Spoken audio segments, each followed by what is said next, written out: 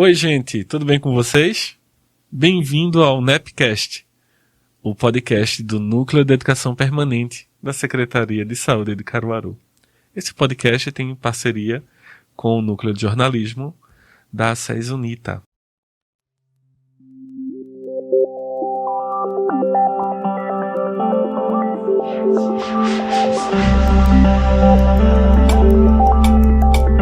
Muito prazer, eu me chamo Leandro Aleixo, sou psicólogo, terapeuta holístico e professor universitário.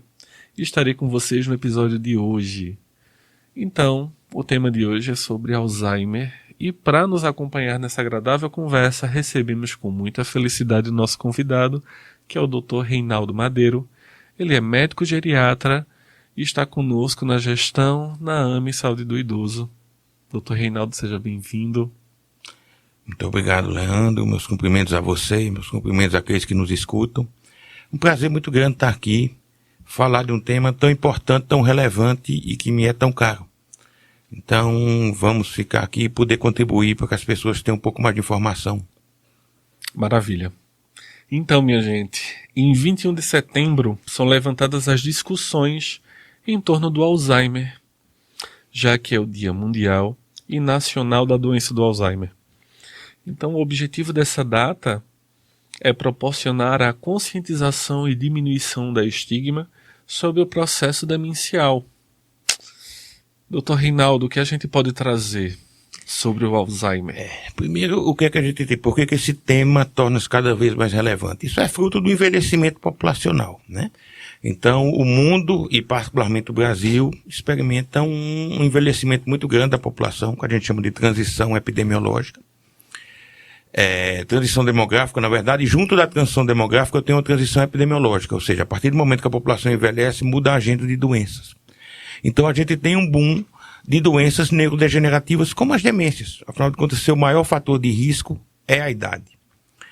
Com isso surge cada vez maior um número de pessoas que têm as particularidades da demência, que equivale ao que antigamente se usava, são termos que obviamente hoje em dia a gente deve evitar, que são aquelas pessoas ditas como caducas ou esclerosadas, etc. São termos que a gente deve evitar, são termos preconceituosos e que a gente deve tratar isso, sim, como portadores de uma doença, né? As demências são um grupo de doenças, doença de Alzheimer é a principal delas, mas que nem por isso deixam de ter direito à dignidade, direito à autonomia e direito a ter valores e preferências. Então, uma grande preocupação que a gente tem que ter, tem que ser uma luta, todo mundo que milita com o tema, é a necessidade de fazer com que a sociedade respeite cada vez mais a dignidade do indivíduo, e ele não perdeu essa dignidade porque tem uma doença como a doença de Alzheimer. A partir de que idade a gente deve se preocupar? A grande maioria dos casos ocorre após os 60 anos, porém há relatos de casos com menos de 60 anos. Basicamente a preocupação, como eu disse, ela é bem mais frequente no envelhecimento, né? Enquanto mais idoso, maior o risco de desenvolver, mas a grande preocupação é quando eu tenho um declínio das funções mentais, particularmente da memória, que compromete as atividades da vida diária. Então a gente não pode aqui querer que qualquer pessoa que se ache esquecido, qualquer pessoa que foi sair de casa amanhã e não lembrou onde botou a carteira, essa pessoa acha que está com doença de Alzheimer, absolutamente. O declínio da memória vai passar a ser importante nessa situação quando eu tiver um comprometimento das atividades da vida diária. Ou seja, é a dona de casa que não consegue mais preparar o alimento, não consegue mais fazer a limpeza de casa. É o motorista de táxi que começa a se perder. É o dono da lanchonete que começa a ter dificuldades porque não consegue mais lembrar de pedir mercadoria, porque não consegue mais conferir um pagamento, dar um troco adequado, etc. Então, o comprometimento das atividades da vida diária é o ponto-chave para a gente chegar a esse diagnóstico. E a partir do momento que um familiar identifica isso em um idoso de sua família, é muito importante que ele vá para uma avaliação. Importante termos em mente que, muitas vezes, essa alteração é detectada pelo acompanhante e não pelo idoso. Então, o suporte familiar, um suporte social útil, ele é essencial para facilitar no diagnóstico.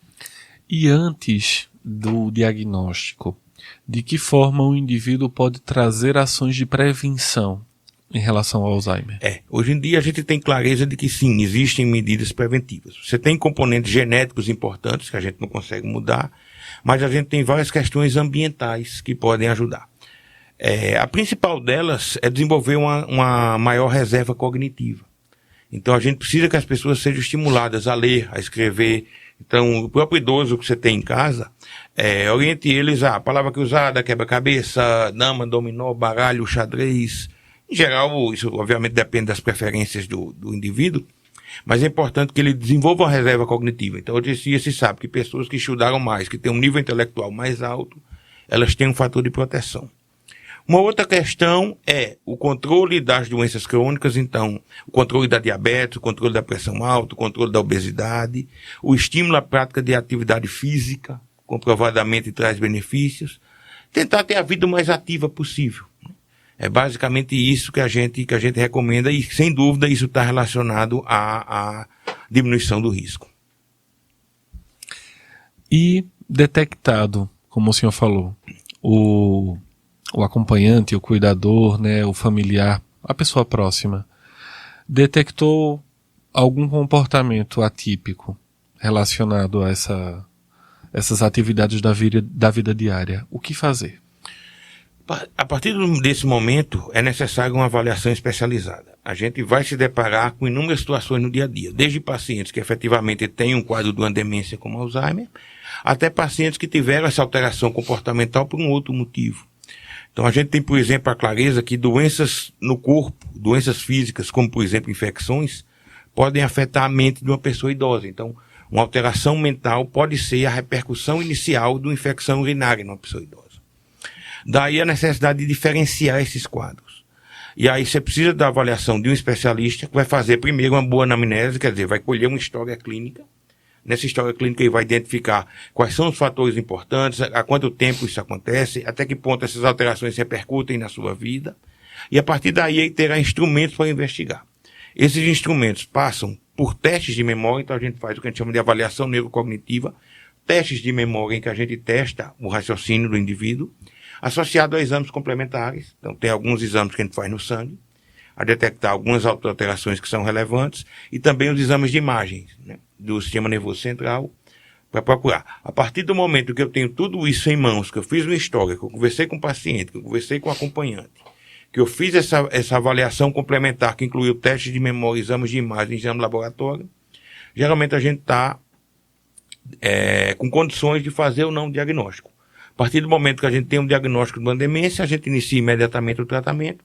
A partir do momento que o diagnóstico for outro, a gente institui as medidas que forem adequadas para aquele caso. Quais são os elementos que envolvem esse tratamento?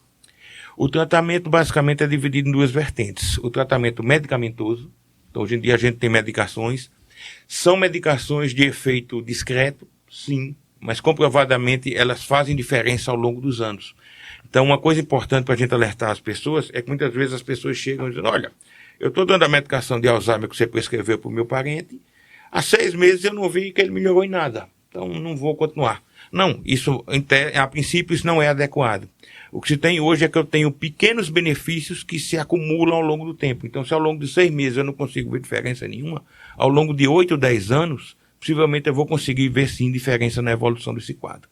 Então, as medicações, por mais que sejam vistas originalmente como de efeito discreto, elas devem ser utilizadas, salvo contraindicações ou efeitos colaterais. E a outra vertente extremamente importante, que muitas vezes é negligenciada, é o tratamento não medicamentoso. E o que é isso? É o estímulo para a participação das atividades do dia a dia.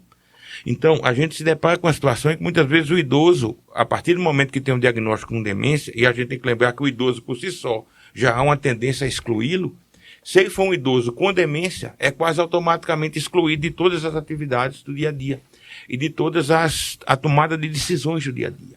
Desde as decisões básicas do dia a dia, do que quer comer, do que quer vestir, de que hora quer dormir, de que hora quer acordar ou onde quer morar. Até decisões mais importantes, quando parar de dirigir, quando parar de exercer função de trabalho. Então eu preciso que esse idoso seja o mais ativo possível.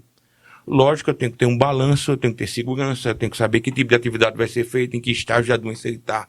Ele vai precisar de um suporte maior ou menor, mas a gente precisa que esse indivíduo seja ativo.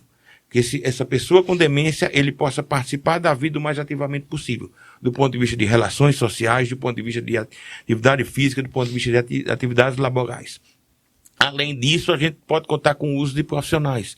Então é muito útil quando a gente tem um terapeuta ocupacional, por exemplo, que acompanhe um idoso com demência. Ele vai ter alternativas de instrumentos que favoreçam que esse idoso tenha um desenvolvimento de atividades que prolonguem a sua vida útil das funções mentais. Então é muito importante que sempre se associe o tratamento medicamentoso para o não medicamentoso.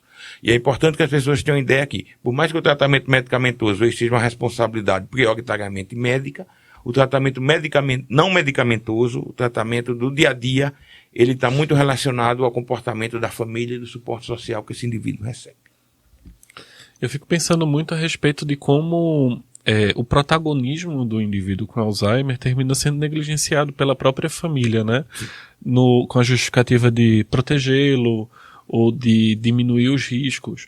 Mas quando o senhor traz essa possibilidade do tratamento não medicamentoso, vem todo esse viés, né? De colocar esse sujeito no ponto central do tratamento dele e ele ainda tem tomadas de decisão importantes. Com certeza, com certeza. A gente sabe que a gente tem uma atitude que normalmente é paternalística do médico, então isso é extremamente comum, né? É meio que cultural as pessoas entenderem que o médico é que sabe o que é melhor para mim. Se eu estou diante de uma pessoa com demência, então a tendência é que isso só se multiplique. Por sua vez, a família muitas vezes compactua com isso a partir da premissa que, se ele tem uma demência, ela é incapaz de tomar decisões. E, na verdade, essa retirada da tomada de decisão, mais do que a doença por si só, é o que tende a prejudicar esse indivíduo. Ele tem uma sensação de perda de personalidade. Ele tem o self, ele foi praticamente destruído, né? A partir do momento que eu não tenho mais direito de escolher o que vou comer, que horas eu vou dormir, o que eu vou vestir, onde eu vou morar, o que é que eu vou fazer ou não da minha vida amanhã, eu tenho minha individualidade destruída. Então é muito importante que a gente tenha noção de que essas pessoas têm direito, sim, à individualidade, têm direito a ter sua autonomia preservada. E a gente tem respaldo na literatura. Isso não é uma coisa simplesmente empírica. Está provado na literatura de que essas pessoas são sim capazes de tomar decisões, com adaptações, com ajustes. Mas a gente tem que partir da premissa que ele é capaz, e não partir da premissa de que ele, a partir do diagnóstico, não tem mais capacidade. Tem aquele, em cima do fenômeno lógico do envelhecimento populacional, né? Também tem aquele cenário em que a família termina infantilizando muitas vezes o idoso e esquece que o idoso tem quereres, desejos, existe uma sexualidade ainda que está ali implicada na vivência daquele sujeito. Apesar desse processo, né, demencial que o Alzheimer proporciona, existe um sujeito ali ainda. Sem dúvida. E que precisa ser observado. Com certeza, com certeza. A infantilização é uma das coisas que mais a gente se coloca contra, né? E o prejuízo é muito grande. Por mais que muitas vezes essa atitude seja baseada em boas intenções, na medida de que eu pretendo protegê-lo, isso traz um malefício muito grande. Então, a gente escuta muito de familiares, ele voltou a ser bebê, ele voltou a ser criança, né? Meu avô agora é meu bebê. Não, ele não é um bebê. Ele é o seu fulano, a senhora fulano, o professor fulano, o doutor fulano. É alguém que tem uma história de vida, alguém que construiu uma biografia. E essa biografia deve ser respeitada e absolutamente a gente não pode jogar isso fora, porque ele é portador de uma demência. E mais uma vez, né, a gente está vivenciando o envelhecimento da população mundial, né? E de como a gente pode se deparar cada vez mais com cenários semelhantes, né? De processos de doenças que trazem esses cenários. Então, de que forma a gente pode tentar conceber uma sociedade mais digna para essas pessoas que estão envelhecendo? Primeira coisa é a conscientização, né? Tem uma máxima que a gente aprende muito quando a gente estuda geriatria, é que a forma como a gente vai cuidar dos idosos hoje vai impactar diretamente na forma como nós seremos cuidados quando estivermos naquela faixa etária. Então, a conscientização de que a vida é um processo e de que provavelmente eu vou chegar no lugar daquele idoso. E que bom que essa sociedade esteja cada vez mais preparada para recebê-lo, né? E quando ele diga, a gente sabe que existem inúmeras repercussões do envelhecimento, quer seja previdenciária, quer seja culturais, quer seja do ponto de vista de urbanização das cidades. Então, como é que é a calçada, como é que é o serviço público, como é que é o transporte público. Quantas e quantas vezes a gente se depara com situações em que não há menor acesso possível a pessoas com dificuldade de locomoção, quer seja por uso da bengala, quer seja por uso de cadeira de rodas. Então, a sociedade como um todo, ela precisa evoluir para se preparar para isso. O envelhecimento populacional, o aumento da expectativa de vida, é inegavelmente um ganho. É um ganho que a sociedade teve. Mas ele precisa ser vivenciado com qualidade. Senão a gente vai chegar a um problema em que as pessoas vivem mais, mas esse tempo a mais de vida é simplesmente recheado de incapacidades, de dor, de sofrimento. A gente não pode querer isso. A gente precisa querer que a vida seja mais prolongada, mas que a vida se reflita em qualidade, em atividade física, intelectual, enfim, viver na essência da palavra e não viver do ponto de vista puramente biológico. Eu percebo muito dentro da minha vivência pessoal, familiar, junto aos meus idosos, de como a atividade laboral ela é tão importante, ela é tão benquista, e com a aposentadoria, né, tanto cronológica, tanto essa postura da necessidade de dar uma pausa, ela termina sendo muito impactante na vida dessas pessoas. Muito, muito, porque tem relação direta com aquilo que a gente falou da perda da identidade, né? Então, tem pessoas que exerceram uma profissão durante 50, 60 anos. E de repente, bruscamente, você corta isso, você corta a biografia dele. Então, a gente tem que ter muito cuidado com isso. Não é questão de querer forçar o idoso a trabalhar, absolutamente. Mas é tentar que isso seja uma coisa gradual e, principalmente, que isso seja substituído. Então, se a partir do momento X, alguma atividade, pelo motivo A, B ou C, ela não está sendo mais viável, que eu substitua isso por alguma outra atividade prazerosa, preferencialmente ligada àquela ali, quer dizer, que dê uma sensação de ser ativo, de pertencimento, e que a gente evite o tempo ocioso, né? Evite aquela coisa do eu não tenho o que fazer. Né? Então, acorda para comer, come para deitar, e essa coisa que por muitas vezes é feita até com boa intenção. Já ouviu? Não, mas ele já trabalhou muito na vida, agora precisa descansar. A gente tem que ter muito cuidado com isso, respeitando-se a individualidade de cada um. Então, eu admito que há idosos que dizem, já trabalhei muito, agora não quero nada, sombra e água fresca o resto da minha vida. Ele tem direito de querer isso. Mas o problema é quando a gente impõe essa situação. E aí os malefícios são muito grandes. E perceba, Leandro, que tudo que a gente está falando aqui são coisas que dependem muito da sociedade. Então, o impacto de tudo isso que a gente está falando na pessoa que tem Alzheimer é muito grande.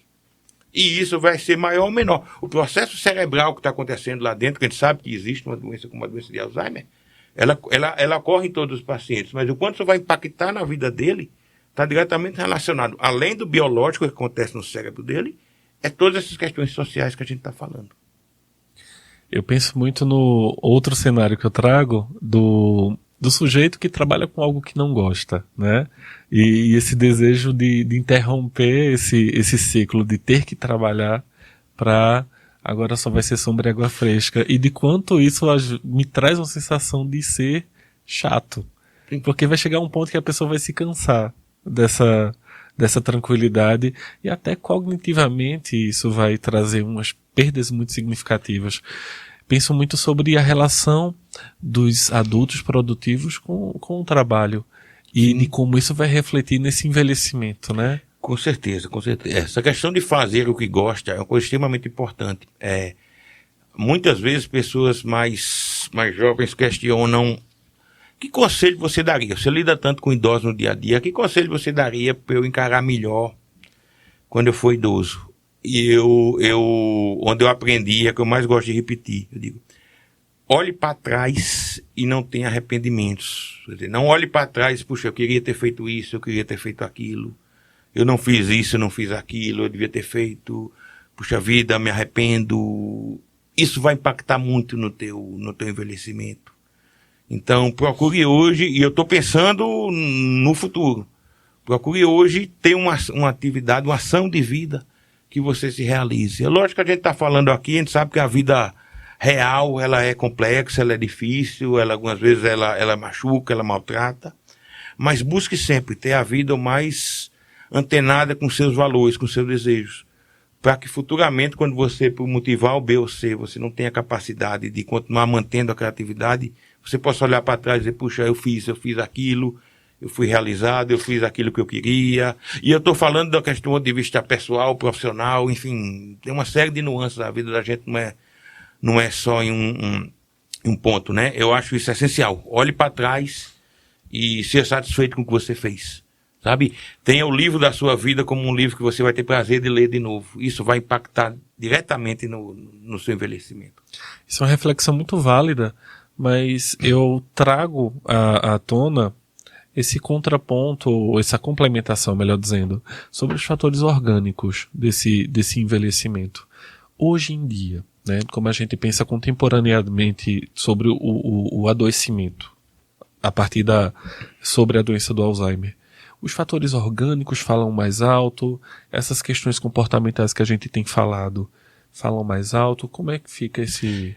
Isso é um mix de situações. É uma relação de fatores complexa, que muitas vezes é pouco esclarecida, e que é impossível a gente querer dizer qual o percentual da influência de qualquer um desses fatores. A gente precisa tentar agir em todas as situações, tentar agir em todos os pontos. Então a gente precisa preparar a sociedade e precisa preparar o nosso corpo. E preparar o corpo vai passar por tudo aquilo que a gente conhece de controle de doenças crônicas, de atividade física, de atividade intelectual. Então, façamos a nossa parte enquanto indivíduos e esperamos que a sociedade faça a sua parte enquanto todo.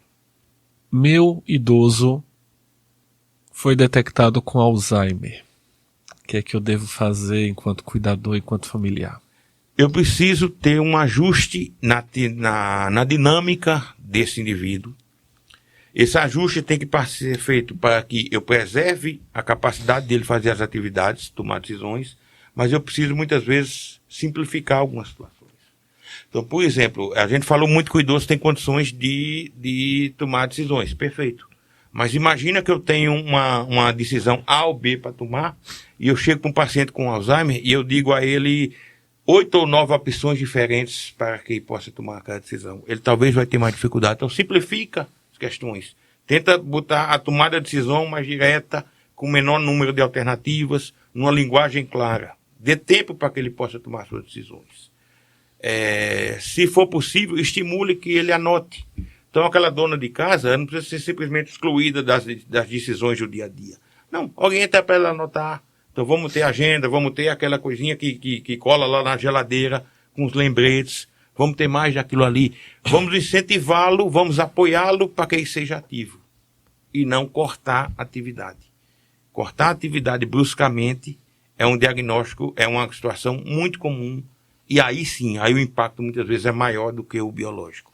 Foco na potencialidade, né? Foco no que ainda é possível fazer e valorizar essa presença. E a partir desse momento, eu sei que isso é gradual, a doença vai evoluir, eu não consigo combater isso. Mas aí o grau de suporte que eu vou dar àquele indivíduo hoje é amanhã vai ter que ser um grau de suporte maior. Depois vai ter que ser um grau de suporte maior. Mas ele vai estar sempre presente, ele vai ser sempre o centro do processo e ele vai ser sempre a pessoa que vai definir o que é que eu vou fazer. Inclusive, conversando sobre o futuro. Então, se eu tenho uma doença como Alzheimer, eu tenho consciência de que futuramente, possivelmente, esse idoso não vai ser capaz de expressar suas opiniões. Mas enquanto ele for capaz de expressar as opiniões, eu tenho que ir coletando essas opiniões. E aí, para o cuidador, para o familiar, para o filho, que daqui a pouco vai ter que tomar a decisão em nome dele, no estágio mais avançado, isso vai ser muito mais tranquilo. Certamente, decisões, por exemplo, talvez a mais famosa delas seja levar ou não meu idoso para a UTI. Deixar ele morrer em casa ou levar para um UTI, para encher-lo de tubo, de sonda, mas aí dar medicações mais fortes, mais potentes, etc. Que decisão tomar? Provavelmente muitas pessoas já ouviram falar de indivíduos que foram instados a ter esse tipo de decisão. A maneira mais tranquila de você ter isso é você ter consciência do que o idoso gostaria de que fosse feito. E aí você só vai gostar, você só vai saber o que ele gostaria que fosse feito se você tiver conversado com ele. Se tiver conhecido seus valores, suas preferências, o que é importante para ele. Senão você é colocado a tomar uma decisão que por si só já é difícil e completamente cego. Ninguém consegue se colocar no lugar de outro. A gente pode aprender com o outro o que é importante para ele e traduzir isso para o profissional. mas simplesmente ocupar o lugar do outro é praticamente impossível. Isso implica lidar com a finitude, né? Lembrar Sim. que a gente tem um prazo de fim na Terra e de lembrar que a gente precisa ter o máximo de qualidade de vida possível, inclusive nessa trajetória de fim de vida. E essa questão de negar a finitude está diretamente relacionada a negar debater esses assuntos, né? Então, eu vou debater se eu tiver uma doença de Alzheimer daqui a alguns anos. Será se eu quero me alimentar por uma sonda? Será se eu quero ir para um UTI ser entubado ou eu não quero? A maioria das pessoas se nega a falar sobre isso. Não vou falar de coisa ruim. Falar de coisa ruim, falar de coisa... Bate na madeira, não. Isso nunca vai acontecer comigo. Mas a finitude vai chegar para todo mundo. Então isso vai acontecer com todo mundo. Falar sobre esses temas não quer dizer que a gente vai chamar para junto, mas a gente vai clarificar muito o sofrimento no futuro. Sem dúvida. Infelizmente, a gente está chegando ao fim do nosso episódio. Queria agradecer sua presença conosco e facultar a palavra para se despedir da nossa audiência. Eu que agradeço o convite, Leandro, agradeço a Secretaria de Saúde e que bom que a gente possa falar cada vez mais sobre esses temas, né? Temas que precisam ser discutidos, a sociedade precisa discutir cada vez mais, temas relacionados à finitude, temas relacionados às demências, e só com conhecimento a gente vai poder mudar a sociedade. Enquanto a sociedade não tiver conhecimento do que a gente está falando, a gente não vai nunca conseguir transformar. Eu agradeço mais uma vez o convite, um abraço a todos. Maravilha. Finalizamos o nosso Nepcast de hoje com mais um tema pertinente sobre a saúde. Agradecemos a produção do Centro Universitário Acesa Unita, ao nosso convidado e a você que nos acompanha nas redes sociais. @prefcaruaru, @nepcaruaru. Até a próxima.